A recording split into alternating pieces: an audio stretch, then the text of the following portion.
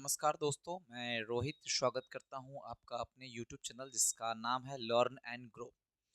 तो रही बात कि कल हमने 2 वीडियो इसकी बना ली है और कल मैं रहूंगा नहीं, सैटरडे है, सैटरडे को हमारा वीकेंड होता है तो संडे को आपकी वीडियो आपको मिलेगी हिस्ट्री की। तो आज कल हमने पढ़ा था अंडमान एंड निकोबार आइलैंड के बारे में, बहुत डिस्क्रिप्टिव नॉलेज हमने ली थी इसके बारे में। ठीक है।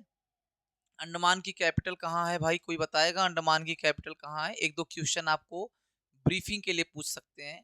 अच्छा, एक चीज और आपको बता दूं, हमारी जो लाइव क्लास चलेगी इस पे नहीं चलेगी, इस पे केवल रिकॉर्डेड क्लासेस चलेंगी। लाइव क्लासेस चलने के लिए जो हमारा चैनल है उसका नाम रहेगा, नाम मैं उसका हो सकता है बदल दूं, बट लिंक उसका आपको मिलेगा, नेट व्यू।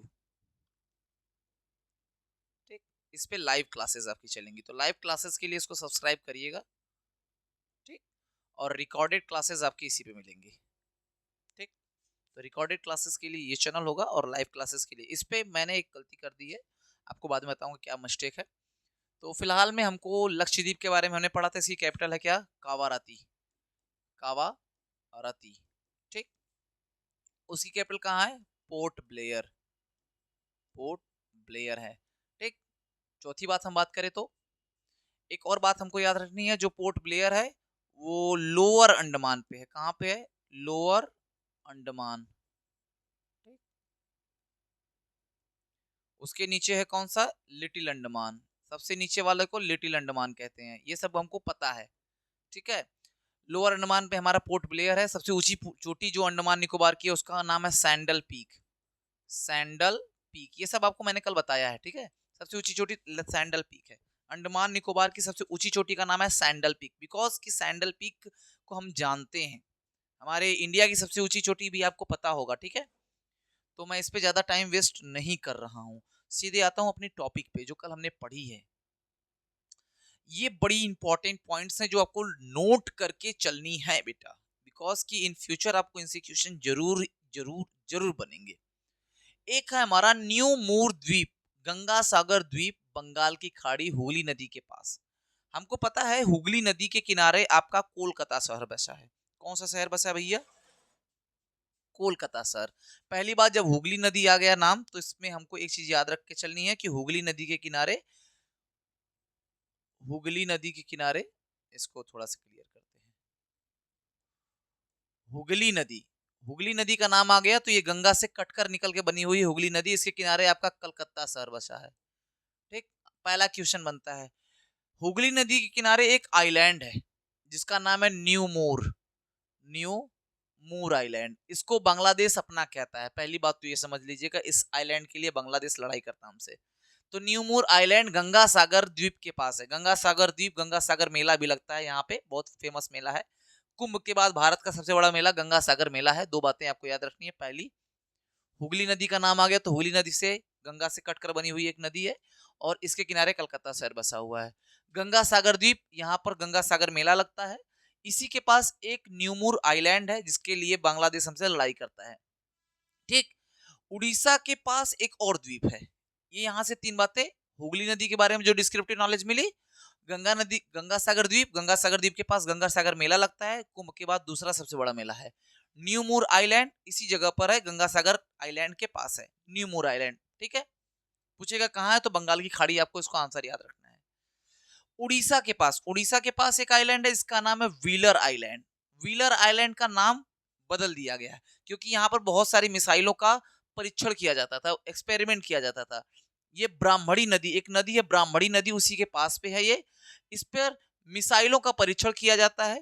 ठीक। और इसका नाम बदल कर, इसका नाम बदल दिया गया क्योंकि इस पे बहुत सारी मिसाइलों का परीक्षण किया जाता था, तो मिसाइल मैन के नाम पर इसका नाम रख दिया गया। तो मिसाइल मैन कौन थे हमारे, आप सभी को पता है, अब्दुल कलाम द्वीप इसका नाम रख दिया गया। तो पूछेगा कौन से द्वीप का नाम अब्दुल कलाम द्वीप है, तो आपको इसका आंसर पता होना चाहिए। अब्दुल कलाम द्वीप व्हीलर द्वीप है जो कहाँ है, उड़ीसा में है।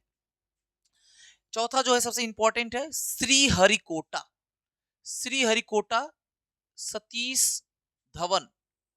ठीक। सतीश धवन जो हमारा श्रीहरिकोटा है वो इसरो का हेडक्वार्टर भी माना जाता है। इसरो का हेडक्वार्टर, इसरो क्या है?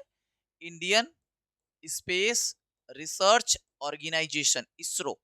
इसरो का हेडक्वार्टर श्रीहरिकोटा माना जाता है। श्रीहरिकोटा कहाँ है आपका? आंध्र प्रदेश में है। ये भी आइलैंड है, ये भी एक आइलैंड है।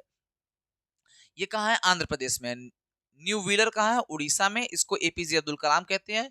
न्यूमूर कहाँ है? वो वेस्ट बंगाल में है। ठीक, गंगा सागर द्वीप के पास। ठीक, हमने 2-3 याद कर लिए, एक बार फिर से उसका रिवीजन कर लेते हैं। न्यूमूर जो है वेस्ट बंगाल में है, हुगली नदी के किनारे। हुगली नदी के किनारे कोलकाता भी बसा हुआ है, और ये है आपका गंगा सागर द्वीप के पास। और गंगा सागर द्वीप के पास ही, गंगा सागर द्वीप के पास ही एक गंगा सागर मेला लगता है, जो कि आपके कुंभ मेले के बाद सबसे बड़ा मेला है। उड़ीसा के पास व्हीलर द्वीप है, जिसका नाम एपीजे अब्दुल कलाम द्वीप है। यहाँ से मिसाइलों का परीक्षण किया जाता है, इसलिए इस द्वीप का नाम मिसाइल मैन के नाम पर दे दिया गया। ठीक, जो कि ब्राह्मणी नदी के किनारे है। श्रीहरिकोटा, यहाँ से मिसाइलों का भी परीक्षण यहाँ से किया जाता है। सतीश धवन यहीं पर स्पेस सेंटर है, ठीक है, जिसकी स्थापना सन 2002 में इसरो के अध्यक्ष रह चुके हैं। पंबन द्वीप वही द्वीप है जहां से रामेश्वरम पड़ता है। पंबन द्वीप को ही रामेश्वरम द्वीप भी कहते हैं, जो कि तमिलनाडु में है। रामेश्वरम मंदिर यहीं पर है। पंबन द्वीप के सबसे दक्षिणी भाग को धनुषकोडी कहते हैं। धनुषकोटी से ही संबंधित है कौन? एपीजे अब्दुल कलाम। रामेश्वरम से धनुषकोटी के बीच उनके पिताजी नाव चलाते थे, तो रामेश्वरम और धनुषकोटी को रामेश्वरम का अंतिम बिंदु कहते हैं। तो धनुषकोटी में ही वो चलाते थे नाव, और नाव एक बार क्या होता है, तूफान आती है, नाव टूट जाती है, और उसके बाद उनके जो एक मास सोर्स ऑफ मनी होता है वो भी खत्म हो जाता है। तो उसके बाद उनको और भी मेहनत करके न्यूज़पेपर बेचना पड़ता है। आपने सुना होगा कहानी कि वो न्यूज़पेपर बेचते थे, और रास्ते में जब न्यूज़पेपर बेचते थे तो न्यूज़पेपर को पढ़ते भी थे। तो ये स्ट्रगल की कहानी है उनकी। धनुषकोटी में उनका घर था, किसका? एपीजे अब्दुल कलाम का। और वहीं पंबन द्वीप तमिलनाडु में पड़ता है, और उसका दक्षिणी भाग धनुषकोटी कहलाता है। ठीक है, एक बात और याद रखिएगा, पंबन द्वीप का ही नाम रामेश्वरम द्वीप है। ठीक है, वो तमिलनाडु में है, और पंबन द्वीप का सबसे साउथेस्ट पॉइंट, सबसे निचला पॉइंट जो है वो धनुषकोटी है। उसके बाद पंबन द्वीप खत्म हो जाता है, इंडिया खत्म हो जाता है। भारत और श्रीलंका के बीच एक मन्नार की खाड़ी यहीं पर है। ठीक, गुजरात और नर्मदा के मुहाने पर खंबात की खाड़ी है, जहां अलिया बेटा द्वीप है। इसकी कोई मतलब नहीं है। अलिया बेटा द्वीप के पास ही आप रास्ते से होकर जाएंगे तो एलिफेंटा की गुफाएं पड़ती हैं महाराष्ट्र में, वो महाराष्ट्र वाला क्षेत्र पड़ जाता है। ठीक है, तो खंबात की खाड़ी, ये बातें तो हो गई, इसको आप अपने नोट्स में एक बार मेंशन कर लीजिएगा। उसके बाद हम आएंगे रिवर्स के पास। रिवर भी बहुत इंपॉर्टेंट पॉइंट हो जाता है ज्योग्राफी का, जो बच्चों को कॉन्सेप्ट बहुत डाउट क्रिएट करता है। आइए गंगा नदी तंत्र पढ़ते हैं। गंगा नदी क्या है? गंगा नदी पहली बात बाबू दो नदियों से मिलकर बनी हुई है। ठीक, आइए दोनों नदियों के बारे में थोड़ा सा पढ़ेंगे, और फिर उसके बाद चलेंगे आगे। आइए एकदम ध्यान से। भागीरथी एक नदी का नाम बोल दिया बाबू, भागीरथी नदी। और एक नदी का नाम दे दिया अलकनंदा। भागीरथी गंगोत्री से निकलती है, आपने सुना होगा गंगा नदी कहां से निकलती है? गंगोत्री से निकलती है। और अलकनंदा कहां से निकलती है? सतोपंथ ग्लेशियर से निकलती है। दोनों बात को ध्यान समझिएगा। एक भागीरथी नदी है जो गंगोत्री से निकल रही है, और दूसरी अलकनंदा है जो कहां से निकल रही है? ये निकल रही है गंगोत्री से, गंगोत्री से। और ये निकल रही है सतोपंथ से, सतोपंथ। इसका नाम है अलकनंदा, अलकनंदा। और इसका नाम है भागीरथी, भागीरथी। भागीरथी इसको क्यों कहा जाता है? क्योंकि एक जो व्यक्ति थे भगीरथ, उन्होंने गंगा को पृथ्वी पर लाया था। भगीरथ के नाम से भागीरथी पड़ा इसका नाम। एक भगीरथ थे, भगीरथ, उन्होंने गंगा को पृथ्वी पर लाने का जो अटूट प्रयास किया, जिसकी वजह से गंगा धरती पर आई, उनके नाम पर भागीरथी इनका नाम पड़ा। तो गंगोत्री से निकलती हैं भागीरथी, और सतोपंथ से निकलती हैं अलकनंदा। और ये दोनों नदियां जहां मिलती हैं बाबू ना, वहीं पर बनती है एक अलग नदी, जिसका नाम हो जाता है गंगा। ठीक, तो गंगा दो नदियों से मिलकर बनी है। किससे किससे? अलकनंदा और भागीरथी। अलकनंदा निकलती है सतोपंथ से, और गंगोत्री से निकलती है भागीरथी। तो कभी कभी अगर आपसे कोई पूछे गंगा कहां से निकलती है, तो आप लोग बेसिकली आंसर देते हो गंगोत्री। लेकिन आपको ये बात समझ के चलनी होगी कि गंगा एक नदी नहीं, दो नदियों से मिलकर बनी है, जो कि एक भागीरथी है, दूसरी अलकनंदा है। और भागीरथी अलकनंदा जहां मिलती हैं, वहां से एक नदी का निर्माण होता है, जिसका नाम होता है गंगा। ये बात आपको समझ के चलनी है, ठीक है। तो भागीरथी गंगोत्री से निकलती है और अलकनंदा सतोपंथ से निकलती है। सतोपंथ के पास ही एक और बहुत विख्यात मंदिर है जिसका नाम है बद्रीनाथ। बद्रीनाथ मंदिर के बारे में आप तो सुने ही होंगे बच्चा जी। बद्रीनाथ मंदिर, अच्छा कोई बताएगा बद्रीनाथ किस भगवान को समर्पित है? बद्रीनाथ मंदिर किस भगवान को समर्पित है? बद्रीनाथ, बद्रीनाथ बचवा भगवान विष्णु को है। भगवान विष्णु को यह समर्पित मंदिर है बद्रीनाथ। और बद्रीनाथ के पास सतोपंथ है, सतोपंथ से निकलती है अलकनंदा, गंगोत्री से निकलती है आपकी भागीरथी, और दोनों मिलती हैं देवप्रयाग में। कहा मिलती है बच्चों? देखो कह रहा है देवप्रयाग में, देवप्रयाग यहां दिख रहा है ना, देवप्रयाग में अलकनंदा भागीरथी मिलती है और वहां से वह गंगा बनकर आगे चलती है।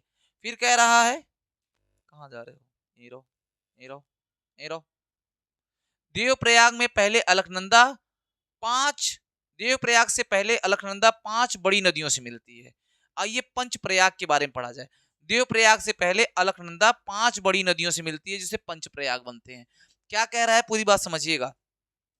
गंगा से मिलने से पहले अलकनंदा 5 बड़ी नदियों से मिलती है, मतलब शादी होने से पहले 5 और भी लोगों से मिला है, ठीक है।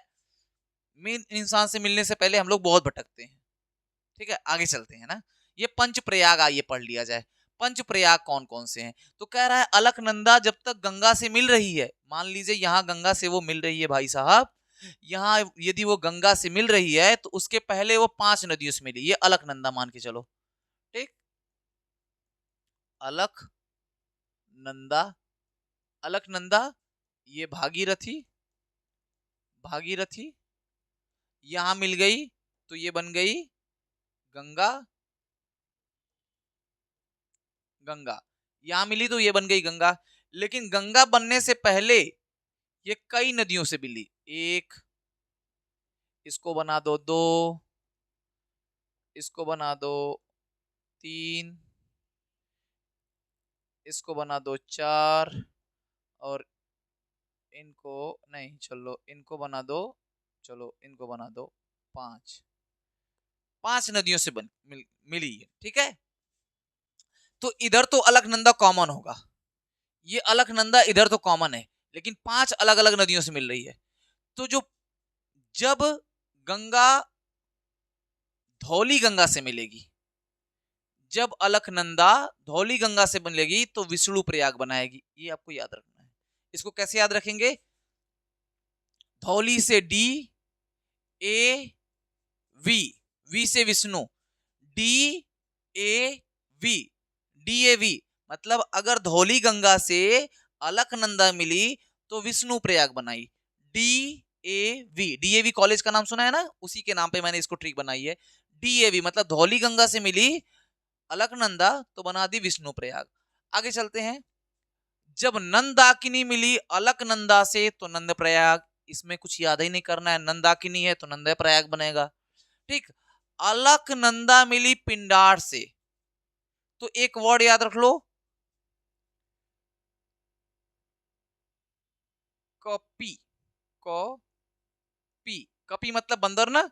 तो यदि पी मतलब पिंडार नदी, पी से पिंडार नदी मिलती है अलकनंदा से तो बनेगा कर्ण प्रयाग, कपी, कर्ण प्रयाग, कपी, कपी से आपको याद रखना है कर्ण प्रयाग। जब पिंडार नदी अलकनंदा से मिलेगी तो कपी बनाएगी, मतलब कर्ण प्रयाग बनाएगी। और अगर मंदाकिनी से मिलेगी तो इसको याद रख लो, अगर अलकनंदा मंदाकिनी से मिलेगी तो रूम बनाएगी, रूम, मतलब रूम से याद रखो कि मौ से मंदाकिनी से मिलेगी तो रुद्रप्रयाग बनाएगी, ठीक है। और अलकनंदा जहां भागीरथी से मिली वो क्या बना देगी? गंगा बना देगी। क्या बना देगी? गंगा। और गंगा कहां मिलकर बनती है बच्चा? गंगा जब बनती है तो वहां हो जाता है कौन सा प्रयाग? देव प्रयाग। कौन सा प्रयाग? देव प्रयाग। तो आपको पंच प्रयाग याद रखने हैं। पहला प्रयाग है विष्णु प्रयाग, दूसरा है आपका नंद प्रयाग, तीसरा है कपी पिंडार नदी से कर्ण प्रयाग, रुद्र बनाई, रुद्र से बना तो रूम मंदाकिनी नदी, और फिर भागीरथी से देव प्रयाग। ये 5 प्रयाग गंगा नदी बनाती है। अलकनंदा बनाती है गंगा से मिलने से पहले। तो ये 4 पहले बनाती है, 5वां बनता है देवप्रयाग। जो देवप्रयाग में बनती है वो अलकनंदा और भागीरथी मिलकर एक नई नदी का निर्माण करती हैं जो कि गंगा होती है। इतनी बातें गंगा के बारे में आपको समझ में आ गई होंगी। आइए फिर से एक बार दोहरा लिया जाए। गंगा नदी 2 जगहों से निकलती है, एक होता है गंगोत्री बच्चा, गंगोत्री, और एक होता है शतोपथ, शतोपंथ। शतोपंथ से जब निकलती है तो ये बद्रीनाथ के पास है, ये बद्रीनाथ के पास है। और गंगोत्री से निकल रही है बच्चा कौन सी नदी? गंगोत्री से जो नदी निकल रही है उसका नाम है भागीरथी। क्या नाम है? भागीरथी। और ये जो शतोपंथ से निकल रही है उसका नाम क्या है? अलकनंदा। क्या नाम है उसका? अलकनंदा। इसका नाम क्या है? अलकनंदा। तो अलकनंदा, अलकनंदा और भागीरथी जहां मिलेंगी वहां से एक अलग नदी बनेगी और उस अलग नदी का नाम क्या होगा? गंगा होगा। इतनी बातें आपको याद रखनी है। और रही बात अलकनंदा के बाकी नदियों के नाम, तो आपको बाबू यही याद करवा दे रहा हूं। चलो, ये अलकनंदा है करें तो यहां से एक नदी निकाल दो तुम्हारा धौली गंगा। धौली गंगा को डी से दिखा दे रहा हूं। और फिर उसके बाद धौली गंगा के बाद है नंदाकिनी नदी, ठीक, तो एन से दिखा दे रहा हूं। फिर है आपका पिंडार नदी, पी से दिखा दे रहा हूं। फिर आपका है मंदाकिनी, हाँ मंदाकिनी, तो एम से दिखा दे रहा हूं। फिर उसके बाद आपका है भागीरथी, तो है करे, ये भागीरथी को इसमें निकाल दो तो इसको बी एस से दिखा दे रहा हूं। ठीक है, तो डी से जब मिलेगी तो विष्णु प्रयाग बनाएगी। चलो इसका कलर चेंज कर देते हैं। तो ये क्या बनाएगी? विष्णु प्रयाग बनाएगी। नंदाकिनी बनेगी तो नंद प्रयाग बनाएगी। पिंडार बनेगी तो कप्पी, कपी के बना देगी, कर्ण प्रयाग बना देगी, केपी हो गया। और मंदाकिनी से मिलेगी तो रूम बना देगी, मतलब आर बना दिया। और जब भागीरथी से मिलेगी तो गंगा बना दिए, तो हो ही गया। तो ये कॉन्सेप्ट आपको बहुत आसान भाषा में समझने के लिए इस वीडियो को पूरा देखना ही पड़ेगा आपको। तो ये बड़ा ही जरूरी चीज है जो आपको जानना और पहचानना और समझना सब कुछ है। बाकी गंगा के बारे में अगर आपको पढ़ना है तो अगले वीडियो का तो वेट आपको करना ही पड़ेगा भाई साहब, क्योंकि अगले वीडियो में हमने गंगा के बारे में बहुत सारी चीजें निकाल के रखी है कि गंगा कहाँ से निकलती है, कहाँ जाती है, कितने भागों में बटी है, कब यहाँ आती है, कब कोलकाता जाती है, कहाँ जाती है, सारी चीजें हमको पढ़नी है। तो वीडियो का पूरा इंतजार करने के लिए नेक्स्ट वीडियो में आप बने रहें और लगातार वीडियो आपके पास जाती रहेंगी। और बिना कुछ घबराए लाइव क्लासेस लेने के लिए नेट व्यू पे आएँ, और नेट व्यू पे ही हम आपको लाइव क्लासेस लेंगे, और ये हो सकता है संडे को नेट व्यू पे आपको क्लासेस मिले। ठीक है, तो आज के लिए केवल इतना ही। आपका बहुत बहुत धन्यवाद। वीडियो को पूरा देखिएगा और अपने दोस्तों में शेयर करिएगा।